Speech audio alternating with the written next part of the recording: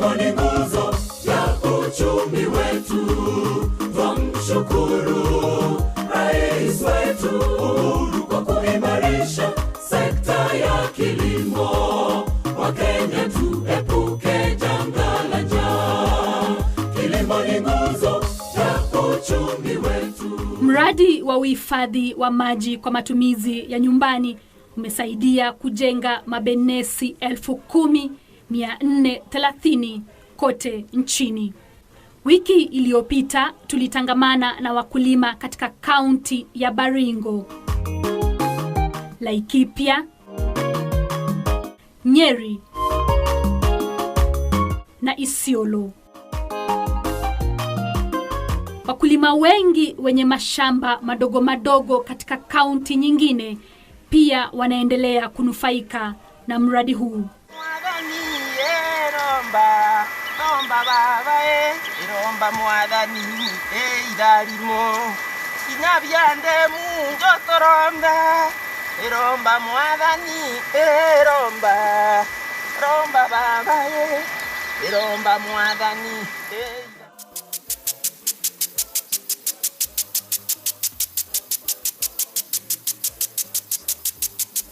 Sauti ya vifaa vya unyunyiziaji maji shambani mwa Emily Nkuja ni muziki wa kuvutia kwa masikio yake, kama anavyosema. Sasa kile mmetufanyia, mmefanya mambo mazuri juu tunapiga sasa maji kwa ile viazi, mnaona. Hizi tumboga mnaona hapa, naye unaona iko tayari kukua. Sasa njaa ile inaitwa njaa, hatuwezi shikwa na njaa. Ukipanda kidogo ya ndebe moja, hiyo inakuwa, unaenda unapanda ingine ya msuku, hiyo unakula. Sasa hakuna njaa tunapata. Vile inasaidia kidogo ya karamu ya watoto wa shule. Sasa hakuna shinda. Emily ana mipango mikubwa ya upanuzi wa shamba lake. Niko na mipango ya kulima sana. Nipeleke hii shamba mpaka ifike pale kwa barabara. Ili hii shamba yote iwe iko na chakula, mahindi, maharagwe, kuna mali, chakula yoyote ya aina. Ili tuweze kukula, tuweze kwenda kununua, juu ya kununua hatuwezi. Katika shamba jirani, ushuhuda ni huo kwa Grace Njeri, anayesambaza maji hayo shambani mwake kwa kutumia pampu inayotumia nguvu za umeme ikilinganishwa na wenzake wanaotumia mitambo ya generator. Hii dam imetusaidia kwa upande wa ukulima, zimetusaidia upande wa kama hukuwa na maji na unataka ukulima unasaidika nayo. Alafu tumesaidika kwa upande wa shule juu nilikuwa nimepanda viazi ya kwanza na nimefuna nikapata fee na kutokea hapo sasa niko na viazi pande hii na hiyo mahindi. Vile halmashauri ya kitaifa ya unyunyizaji maji mashamba imekuwa ikikarabati mabenesi ya zamani ya kijamii yanayotumiwa na wakazi wengi katika sehemu moja na kutumiwa kwa shughuli mbalimbali, yaani community dam. Now, aside from the household water pans, we've also gone to rehabilitate the colonial community water pans. Now, these water pans range from 20,000 cubic meter to 100,000 cubic meter. And basically, they sit on communities' land. They help communities, they provide water for the community, either for farming, for livestock, or for other uses.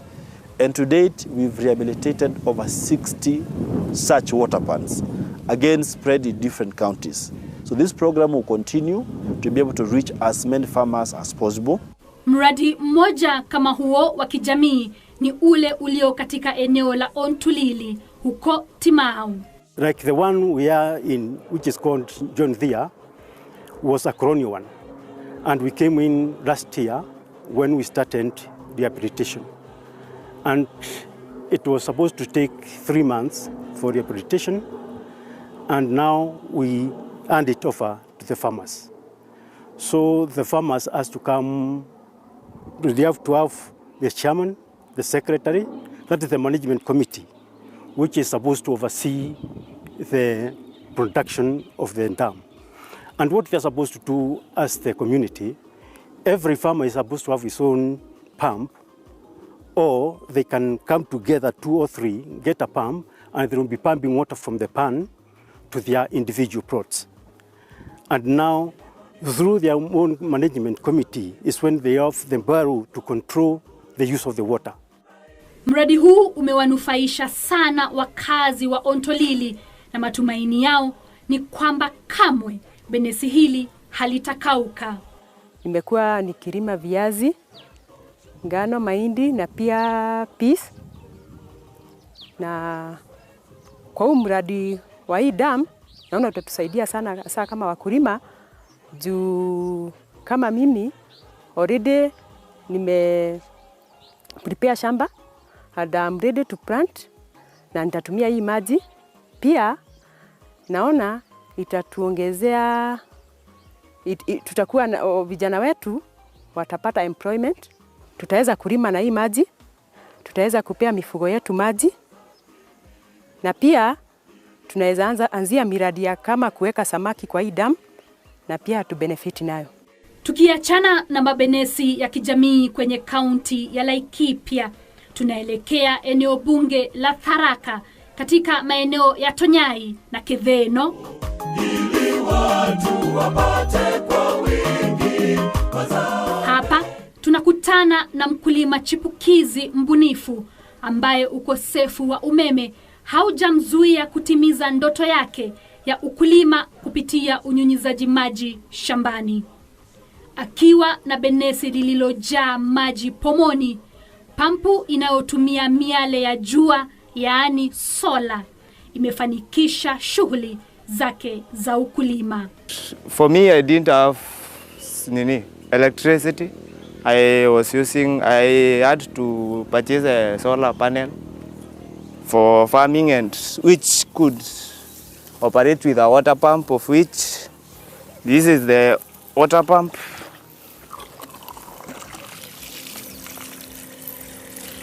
The water pump which can operate 2 to 4 sprinklers. After installing, you need to check on it, because it can even block the machine, the water pump, or there might be some disconnection in the system. So every now and then you need to check on it. Je, mipango yake ya baadaye ni ipi?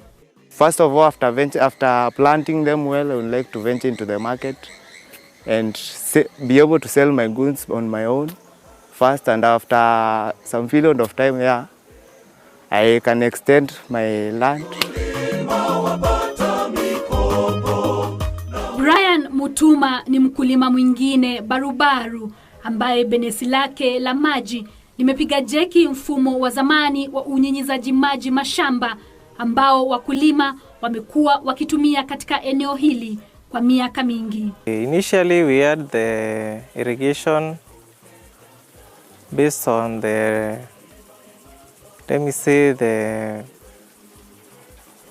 rivers, of which at some time, due to the large number of subscription from other farmers, a time when we are short of rains, we tend to have minimum water at the shamba. There is this program that was started by the National Irrigation Board, of which we have water pans around. The water has boosted, especially when the water levels go down. Normally we have water that is collected from the water pans. Ujumbe wake kwa vijana ni upi? Agriculture being the main source of income in our GDP, I would wish to tell the youth to indulge in something. For instance, when we had the National Irrigation Board having us equipped with a water pan, we thought it differently. We were like, what can we do to add value, of which conforms with the county government agenda and the national government agenda. We thought it twice, for instance, to have fingerlings, mudfish. They can thrive well in this place. There is a lot one can do. I am also aware that our young people face significant structural, financial, or technical barriers that limit their access to jobs or entrepreneurship. And indeed, it's for this reason that my administration is taking bold action to eliminate the barriers that prevent our young people from reaching their full potential and opening up opportunities for gainful employment.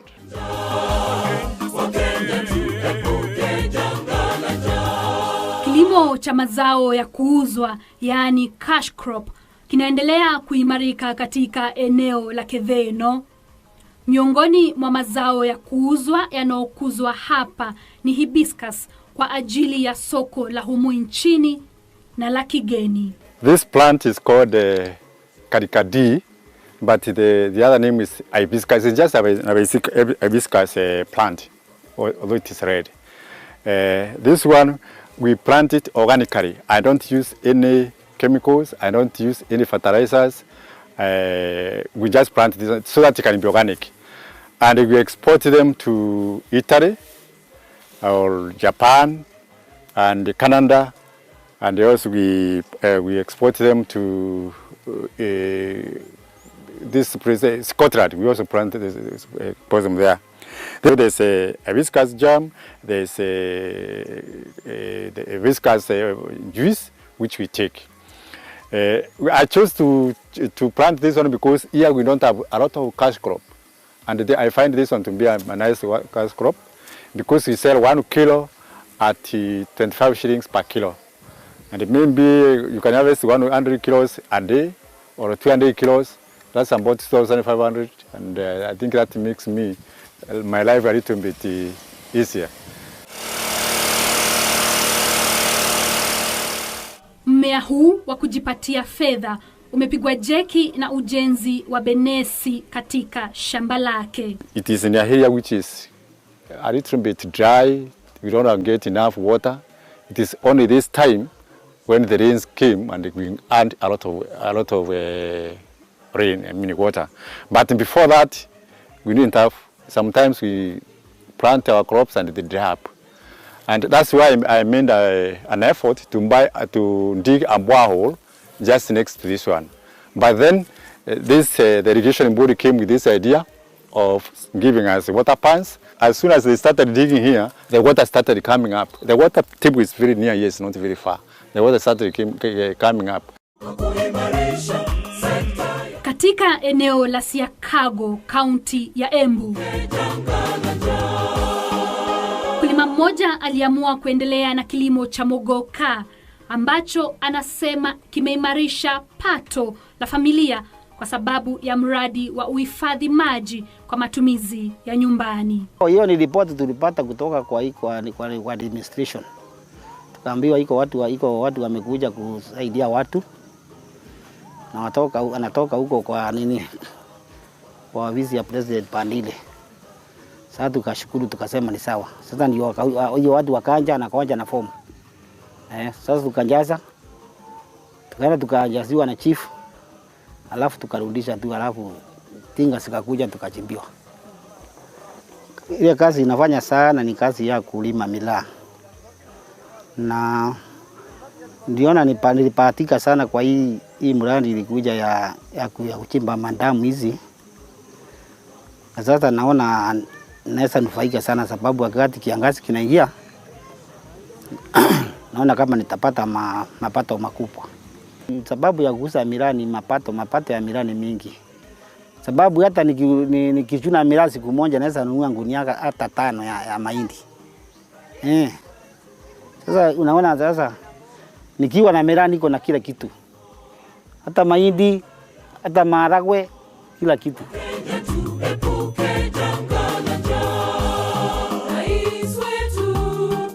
Kuna wakulima ambao wanatumia mabenesi ya kunyunyizia maji mashamba kwa kutumia utaratibu wa mvuto wa kusambaza maji katika mashamba yao, yaani gravity.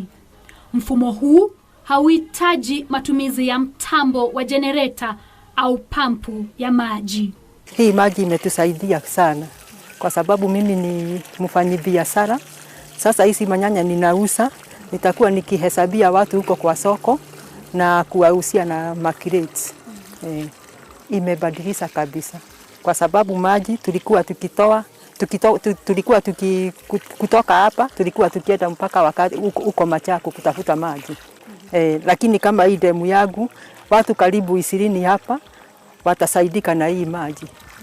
Halmashauri ya NIA imekuwa makini kusawazisha usambazaji wa mabenesi ya maji na kufikia hata wale ambao wako mbali na barabara kama vile wakulima wa Ithanga, kaunti ya Murang'a. Kilimo cha mboga na matunda kimeimarika sana hapa. Mimi ni mkulima wa miti kama vile machungwa, na pia napenda mambo ya kutengeneza mazingira, hivyo nimepanda mibariti around the shamba. Na upande wa ukulima kama biashara, kama wakati huu tumepata maji, ningependa sana kuwa mkulima wa horticulture na ndio nimeanza. Napenda kulima vitu kama sukuma wiki, hoho, na kuna matunda ingine ambayo inaitwa thornmelon ambayo inafanya vizuri sana without a lot of care. Kabla kuwe na maji nilikuwa nafikiria, na ndiposa nikaanza kuchimba kisima ambacho nilichimba along the valley. Sasa mvua ikija ilikuwa inazikwa tu, inajaa maji inabomoka. Sasa ikawa ni shida kubwa. Kwa hivyo wakati hawa walikuja na wakaamua kunichimbia, niliona kama ni Mungu. Machungwa nilipanda kwa sababu nikiwa mdogo nilipata sana shida ya matunda. Kwa hivyo my neighbor hapa ambaye ni mkulima wa machungwa alipopanda, na mimi nikaona ni vizuri nipanda. Nikapalilia nasari ya ndimu, alafu nikamuita, tukasaidiana, akaifanya grafting, ikawa machungwa venye mnaiona. Ni ukweli ya kwamba with the presence of water, mtu akiwa na maji, hata mchanga iwe ni aina gani, inaweza kumsaidia kwa sababu kuna njia za kuimprove mchanga aina yoyote. Ili kuhakikisha usimamizi bora wa mabenesi yote ya maji humu nchini, halmashauri hii imewaajiri wanagenzi, yani interns, kwa mujibu wa ajenda ya Rais Uhuru Kenyatta ya kuwapa vijana nafasi kupata na kuimarisha maarifa ya kiufundi na kitaaluma katika mpango wa utumishi wa umma wa wanagenzi wanapojiandaa kwa ajira kamili. We as an institution have engaged interns, fresh graduates from the university, either in the field of engineering or in the field of agronomy, to be able to take these farmers through the right practices, through the right ways of utilizing the water. And as a result, we're seeing farmers being able to adopt this project. Katika eneo la Mwala, kaunti ya Machakos, mabenesi yamepiga jeki maji kutoka mitoni. Katika eneo ambalo mabadiliko ya hali ya anga huathiri pakubwa uzalishaji wa chakula, mradi huu ni wazo ambalo limewarithisha wengi. Unajua hapo mbeleni ilikuwa shida sana kwa sababu tulikuwa tunachota kwa mtu alafu inakauka. Ikikauka tunaachia hapo. Tunangojea tu mvua ikuje tena. Kwa sasa imekuwa sawa, ndio tunaenda mpaka mvua hii maji inaenda mpaka mwaka inaisha. Tunatumia mpaka mwaka inaisha. Na ni mkulima wa sukuma wiki na nana na spinach. Vile hii ukulima ya spinach na sukuma ndio iko na pesa karibu sana, iko na pesa karibu sana kuliko hii. Kwanza kama mahindi sasa bei yake imekuwa chini sana saa hii, ndio kila mtu ako nayo. Ukiweka kwa nasari na kama inachukuanga kama mwezi moja, na ukipanda mwezi ingine kama miezi 2, inakuwa miezi 2 naanza kuchuna. Je, Ni gharama kiasi gani ambayo wakulima hawa walilipa kujengewa mabenesi haya katika mashamba yao? Habari njema ni kwamba mradi wa uhifadhi wa maji kwa matumizi ya nyumbani ambao unaunga mkono nguzo ya kujitosheleza kwa chakula chini ya ajenda kuu ya maendeleo ya Rais Uhuru Kenyatta unatekelezwa bila malipo yoyote kwa yeyote ambaye akona nia na ambaye shamba lake linaweza kustiri benesi la maji, masharti yote yakizingatiwa. Na tu ukura najua kama kuna kitu kama hii. Tulikuwa naona kama ni mchezo. Siku moja ilikuwa natoka soko nikakuta tinga iko hapo kwa. Ni jirani yangu hapo. Hiyo mboma yangu ndiyo iko hapo. Nikaambiwa naguya kusimba masiranga. Kaniuza kama anaweza penda kusimbiwa. Kamwambia sina pesa ya kusimba. Kaniambia hapana, sio pesa. Hii kitu imepeanwa na ministry. Kwa hivyo ni yule anataka. Alafu katueleza masharti ile inatakikana. Kamwambia ni sawa. Tukashimbiwa siranga. When this water pan system project came, I thought, this is one way of storing my water. Because just I had here, there's a small river, there's a small stream. So this water from this stream comes and enters into the water pan, and it is stored there. The rains have stopped, but for me, I have not stopped planting. I was still planting my maize. And by maybe the end of the next month, I'm going to be selling my green maize. And one green maize is 5 shillings. And that is my profit. So if it was not because of this water pan, then I wouldn't be there. Our target is to do 125,000 water pans to be able to irrigate, to put an additional 125,000 acres of land under irrigation. We try as much as possible to reach everybody because we are getting applications in thousands of numbers. Even those who have benefited, some even want a second one, want a third one, want us to expand theirs. And we are going slowly by slowly. I'm thanking His Excellency Uhuru Kenyatta for bringing this project to us farmers. Kwa Rais Kenyatta, nimemshukuru sana kwa ile kazi ametufanyia hapa Idhaga. Hii kitu ilikuwa naomba. Sasa ulikuwa naendesha tinga kama hiyo.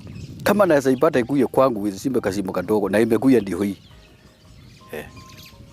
Kwa hivyo ni furaha tele kwa serikali kuu.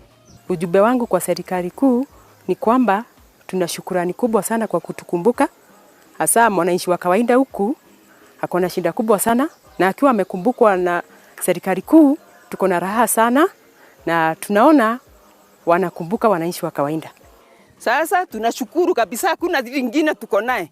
Ni kusema serikali, Mungu awabariki na wabariki milele. Juu hii mandemu imetufanya masuri ili hatuwezi sema.